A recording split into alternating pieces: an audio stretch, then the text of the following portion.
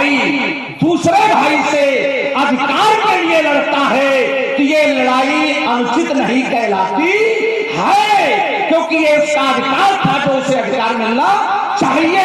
लेकिन हम लड़े अधिकार के लिए और तुम लड़े महत्वाकांक्षा की पूर्ति के लिए। और महत्वाकांक्षा को पूरा करने के लिए अगर भाई की संपत्ति छीनी जाए तो ये सामाजिक अपराध है, ये निंदनीय अपराध है। इसकी जितनी भी निंदा की जाए उतनी निंदा होनी चाहिए जो भाई से संपत्ति छीन करके वैभवशाली बन रहा है। ऐसे व्यक्ति की सामाजिक निंदा होनी ही चाहिए। हम लड़े अधिकार के लिए, तुम लड़े महत्वाकांक्षा के लिए। चलिए जबकि अभी बात आ जाने तो हम छोड़ेंगे, अभी बात आने के लिए मैं छोड़ूंगा। आप तो बहुत अपेक्षा रखते हो कि बीच में छोड़ दे और बोलो चलो चलो चलिए चलो चलो बोलिए चलिए बोलिए।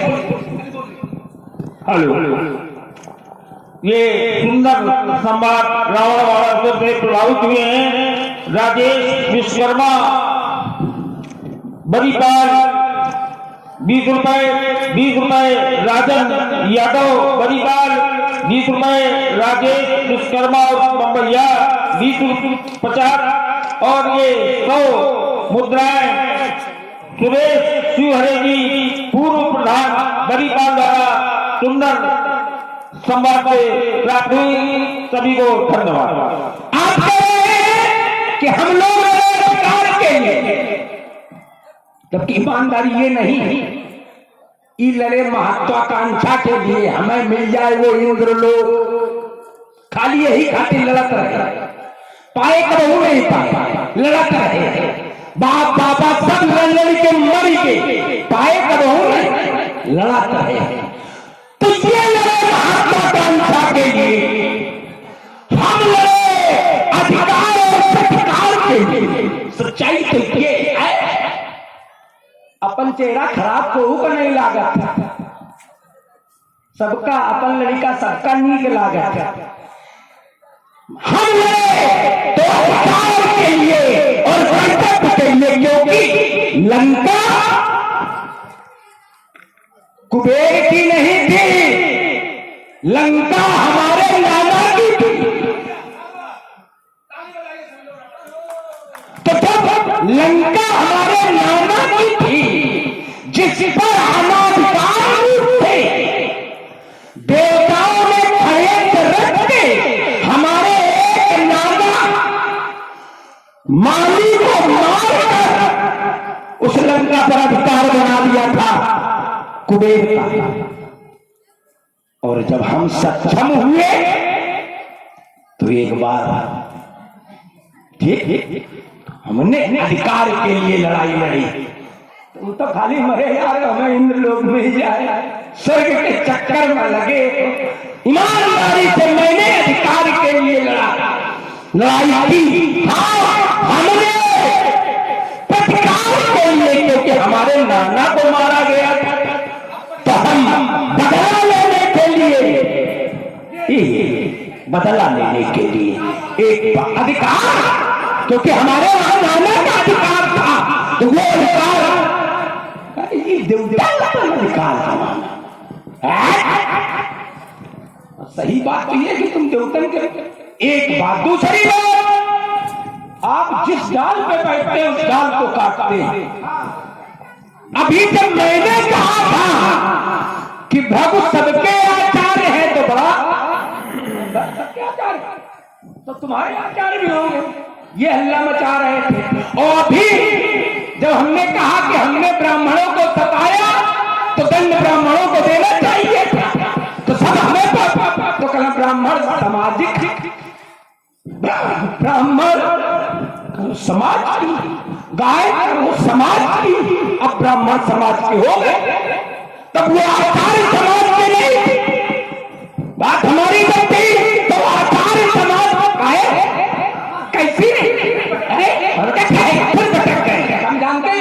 चलिए सब मैंने कहा था कि प्रभु साधारण नहीं आचार्य है, तब तुम कह रहे थे नहीं वो आचार्य सबके थोड़ा बल कैसे नहीं रहा। अब ये भी आज कई के बात चला, हम जानते मत, हमने कितनी गंभीरता से सुना।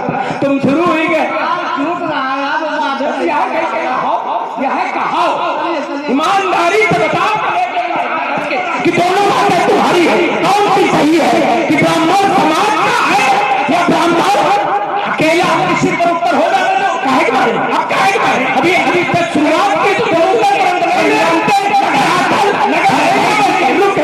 धरातल झूठता है आदमी का। यही मैं कहता हूँ कहता है आदमी कि बड़ा मजबूत धरातल लेकिन झूठ तुरंत जाता। दोनों बातें तुम्हारी है। जब मैंने कहा था कि प्रभु आचार्य है सबके है तब तुम्हें बड़ा खराब लग रहा था सबके कैसे और अभी खुद कह गए कि आचार्य। चलिए उसके उत्तर और किया क्या उत्तर किया बढ़िया निम को इसीलिए साफ मिला होगा। सच्चाई ये नहीं थी।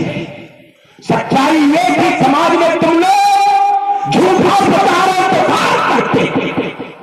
जिस समय देवताओं का यज्ञ संपन्न करके वशिष्ठ आए ये द्यूत क्रिया में अपनी भार्या के साथ द्यूत क्रीड़ा कर रहे थे। क्या कर रहे द्यूत क्रिया भगवान का सम्मान तक नहीं किया परिणाम स्वरूप भग ने साथ किया।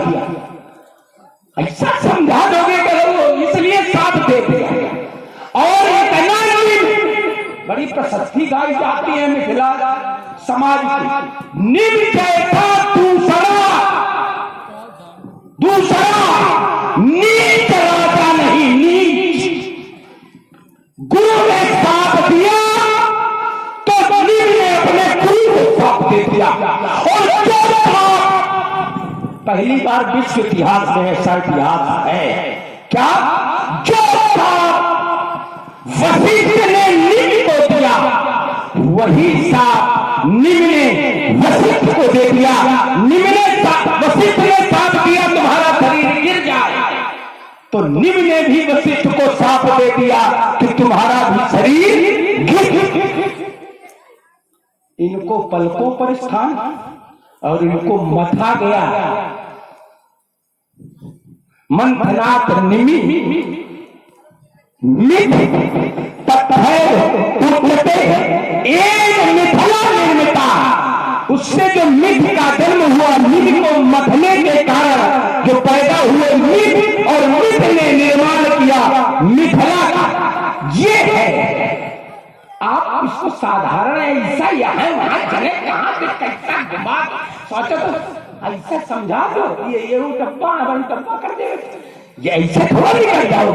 देखिए छोड़ दिया चलिए इसी पर कुछ करिए। आपकी वार्ता सुनने के बाद ये स्पष्ट हुआ कि जिसमें जितने ब्राह्मण हैं सभी आचार के प्रति से वंचित हैं। ठीक यही तो हो गया। हमने कहा था कि आप ब्राह्मणों को सताते हैं कि ये ब्राह्मण विश्व के हैं और विश्व भगवान शंकर का है और ब्रह्मा का विष्णु का है। इस कारण उन्होंने योजना तुम्हें मारने की बनाया। ठीक है हमारी बात का समर्थन कर रहे हो।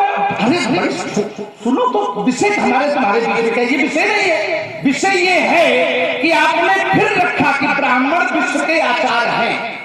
क्या सभी ब्राह्मण आचार हैं? मिथिला में कुल आचार कौन है?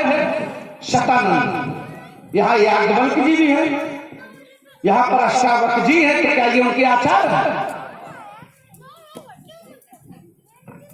भाई जबरदस्ती तुम कहते हो हम जबरदस्ती। हमने इस वजह से कहा था कि धरातल छूट रहा है ना धरातल आज छूट रहा है।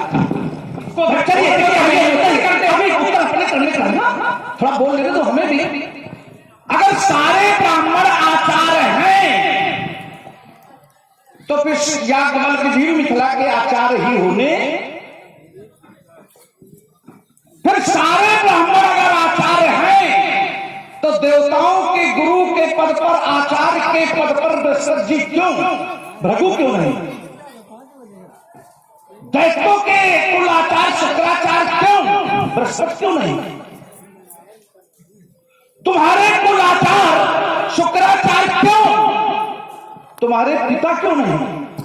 तुम्हारे पिता भी तो ब्राह्मण हैं। बताना किस वंश के आचार्य हैं?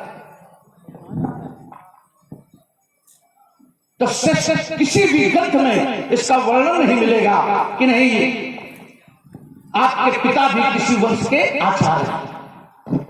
क्या कह दिया जाएगा? वो ब्राह्मण नहीं है, ब्राह्मण है विश्वश्रवा जी। आप उन्हीं के कुल में आप जन्मे हैं, विश्वश्रवा के बेटे हैं, पुलस्त्य के नाती हैं। तभी तो ग्रंथकार ने लिखा उत्तम कुल पुलस्त्य का नाती। उत्तम कुल के हैं, पुलस्त्य के नाती हैं।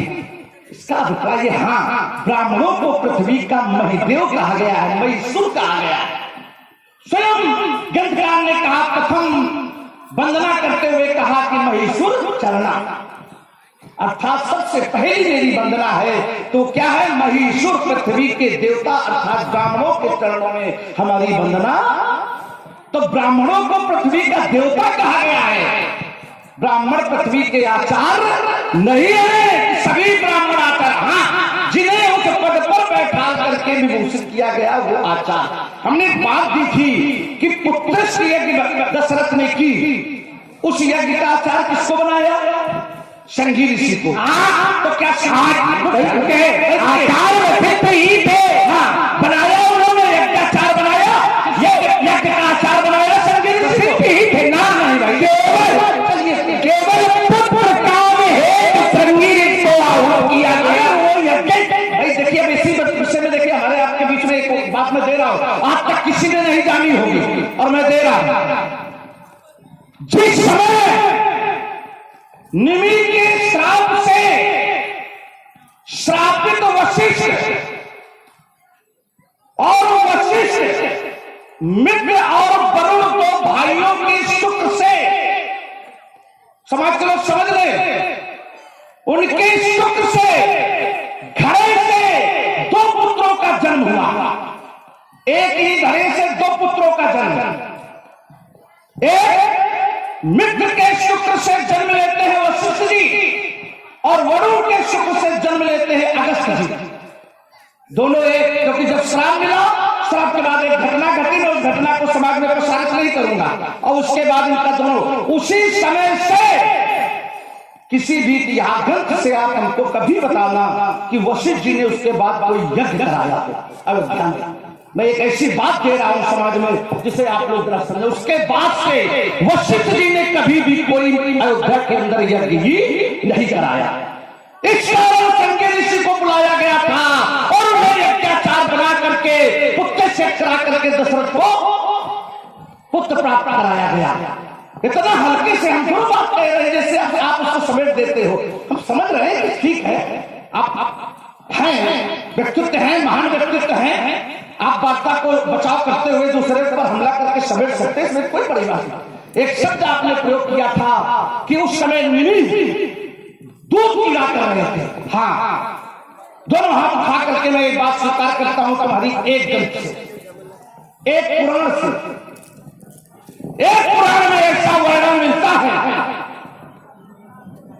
फिर सुधारे भाई, देखिए रुक जाओ, हम सुधारे मैं दे रहा हूं तुमको। जिस समय निमि ने 1000 यज्ञ करने का संकल्प मन में लेते हुए अपने विचार गौतम जी के वशिष्ठ जी के सामने प्रस्तुत कर दिए। तैयारियां शुरू हो गई। उसी समय इंद्र का संदेशा आ जाता है। इंद्र ने भी 500 यज्ञ कराने का संकल्प मन में ले रखा था। वहां पर वशिष्ठ जी जाते हैं और इंद्र के 500 यज्ञ पूरे कराते थे। ये सोचकर के वो वापस आ रहे हैं कि अब मुझे जाकर के अपने शिष्य निमि के यज्ञ पूरे। जिस समय वशिष्ठ जी ने देखा कि निमि का यज्ञ गौतम ऋषि कर रहे हैं, क्रोध में आ गए और मैंने ऐसा जाना जब वो भी है। अब तुम अपना पक्ष जबरदस्ती बनाओगे, हमारी काटोगे, लेकिन ऐसा भी है कि उस समय निमि सो रहे थे और सोते हुए व्यक्ति को वशिष्ठ जी ने श्राप दे दिया।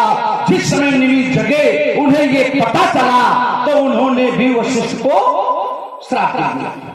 अब देखिए, श्राप दोनों तरफ से दिया गया, लेकिन जब क्रोध निमि का शांत हुआ महत्वपूर्ण विषय देखिए ये है कि क्रोध में व्यक्ति अपराध कर देता है, लेकिन जब क्रोध शांत होता है तो अपराध का उसे बोध होता है और वो पश्चाताप करता है। वशिष्ठ ने क्रोध में श्राप दिया, कोई पश्चाताप नहीं है, लेकिन निमि ने क्रोध में श्राप दिया तो पश्चाताप है, क्योंकि शरीर गिरने का दोनों का श्राप है। निमि ने कहा कि मैंने गुरु का अपमान किया है, अब मैं अपना शरीर धारण नहीं करना चाहता हूं, अर्थात उन्हें वरदान के रूप में मनुष्य की पलकों पर स्थान दे दिया गया। ईमानदारी यही है कि उसके पहले मनुष्य की पलकें न बंद होती थी ना एक जैसी ही रहती थी। जब से निमि इन पलकों पर निवास कर रहे हैं तब से मनुष्य की पलकें खुलना और बंद होना प्रारंभ हुई। लेकिन वशिष्ठ जी ने क्या किया कि वशिष्ठ जी ने कहा नहीं, हम शरीर पुनः धारण करेंगे। वशिष्ठ जी ने शरीर पुनः धारण किया, वो माध्यम जो भी रहा हो। तो अगर क्रोध में भी अगर कोई अपराध हो जाए और अपराध का बोध व्यक्त कर ले, उसका पश्चाताप कर ले, उसके बाद भी उसकी क्रिया कार्यों पर चिन्हान्वेषण करना आवश्यक है क्या? नहीं होना चाहिए। आप जबरदस्ती अपना कर रहे हैं, आपका क्योंकि अधिकार है, आप किसी को कुछ भी कहो, जिसको मनावे सो कहो। मैं अपनी बाड़ी को फिर विराम देता हूं छोटी बात करने के लिए। देखिए, भूस पे लीपा जहां जितना चाहे, भूस पे लीपा जहां जितना चाहे, लिप सकता नहीं। काय जब सो रहे थे और सांप क्या मिला, शरीर गिर जाए, तो शरीर गिर गया तो जगेगा कैसे, फिर सांप कैसे देगा? तो ये जबरदस्ती लगाओ, बचावे का चाहे जितना प्रयास करो। एक बात। दूसरी बात, आपने जो एक प्रमुख बात कही कि क्या सब लोग ब्रह्मचारी होते हैं, ये बात बहुत महत्वपूर्ण लगे खड़ी की भाई सब ब्राह्मणाचार्य होते हैं। हाँ, तो सब ब्राह्मणाचार्य होते हैं, और अगर सब ब्राह्मणाचार्य नहीं होते तो फिर ये गलत लिखा है, दैवाधीनम जगत सर्वम